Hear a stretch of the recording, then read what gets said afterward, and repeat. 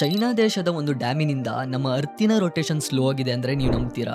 S, ಈ ಡ್ಯಾಮಿನ ಹೆಸರು three Gorges dam ಅಂತ. ಚೈನಾದ ಯಾಂಗ್ಸೆ ರಿವರ್ ಮೇಲೆ ಬಿಲ್ಡ್ ಮಾಡಿರೋ ಇದು ವರ್ಲ್ಡಿನ ಬಿಗ್ಗೆಸ್ಟ್ ಹೈಡ್ರೋ ಎಲೆಕ್ಟ್ರಿಕ್ ಡ್ಯಾಮ್ಸ್ ಗಳಲ್ಲಿ ಒಂದು. ಇದರ ಲೆಂತ್ ಸುಮಾರು 2.3 ಕಿಲೋಮೀಟರ್ಸ್ ಮತ್ತೆ ಹೈಟ್ ಸುಮಾರು 181 ಮೀಟರ್ಸ್. ಆದ್ರೆ ಇಲ್ಲಿ ಆಕ್ಚುಲ್ ಕ್ರೇಜಿ ಪಾರ್ಟ್ ಏನಂದ್ರೆ ಈ ಡ್ಯಾಮ್ ನಲ್ಲಿ ಸ್ಟೋರ್ ಆಗ್ತಿರೋ ನೀರಿನ ವೆಯ್ಟ್ ಸುಮಾರು 39 ಟ್ರಿಲಿಯನ್ ಕೆಜಿಗಳು. ಅಂದ್ರೆ ಮೊದಲು ರಿವರ್ ಮೂಲಕ ಫ್ರೀ ಆಗಿ ಫ್ಲೋ ಆಗ್ತಿದ್ದ ಇಷ್ಟೊಂದು ಮ್ಯಾಸಿವ್ ಅಮೌಂಟ್ ಆಫ್ ವಾಟರ್ ನ ಒಂದು ಹ್ಯೂಜ್ ರಿಸರ್ವಾಯರ್ ನಲ್ಲಿ ಕಲೆಕ್ಟ್ ಮಾಡಿ ಅರ್ತಿನ ಸರ್ಫೇಸ್ ನಿಂದ ಹೈಯರ್ ಎಲಿವೇಶನ್ ನಲ್ಲಿ ಸ್ಟೋರ್ ಮಾಡಲಾಗಿದೆ. ಬೇಸಿಕಲಿ ಅರ್ತ್ ಮೇಲೆ ನೀರಿಂದ ತುಂಬಿರೋ ಒಂದು ದೊಡ್ಡ ಬಾಟ್ ಟಬ್ ಹಿಟ್ ಆಗಿ. ಆದ್ರೆ ಇದಕ್ಕೂ ಅರ್ತಿನ ರೊಟೇಷನ್ಗೂ ಏನಪ್ಪಾ ಸಂಬಂಧ ಅಂತ ಅನ್ಸ್ಬೋದು ನಿಮ್ಗೆ. ಆದ್ರೆ ಇದರ ಹಿಂದೆ ಒಂದು ಸಿಂಪಲ್ ಫಿಸಿಕ್ಸ್ ಕಾನ್ಸೆಪ್ಟ್ ಇದೆ, ದ ಮೂಮೆಂಟ್ ಆಫ್ ಇನರ್ಷಿಯಾ. ನೀವು ಸ್ಪಿನ್ ಆಗ್ತಿರುವಾಗ ನಿಮ್ಮ ಕೈಗಳನ್ನ ಬಾಡಿ ಹತ್ರ ಇಟ್ಕೊಂಡ್ರೆ ನಿಮ್ಮ ರೊಟೇಷನ್ ಸ್ಪೀಡ್ ಜಾಸ್ತಿ ಆಗ್ತಾ ಹೋಗುತ್ತೆ. ಆದ್ರೆ ಅದೇ ಕೈಗಳನ್ನ ನೀವು ಹೊರಗಡೆ ಸ್ಟ್ರೆಚ್ ಮಾಡಿದ್ರೆ ರೊಟೇಷನ್ ಸ್ಪೀಡ್ ಸ್ಲೋ ಆಗ್ತಾ ಹೋಗುತ್ತೆ. ಯಾಕಂದ್ರೆ ಮಾಸು ನಿಮ್ಮ ಬಾಡಿಯ ಸೆಂಟರ್ ನಿಂದ ದೂರ ಹೋದಷ್ಟು ಮೂಮೆಂಟ್ ಆಫ್ ಇನರ್ಷಿಯಾ ಜಾಸ್ತಿ ಆಗ್ತಿದೆ. ಅಂದ್ರೆ moment of inertia is inversely proportional to angular speed. Exactly ಇದೇ ಲಾಜಿಕ್ ತ್ರೀ ಗಾರ್ಜಿಯಸ್ ಡ್ಯಾಮ್ ಗೆ ಕೂಡ ಅಪ್ಲೈ ಆಗುತ್ತೆ.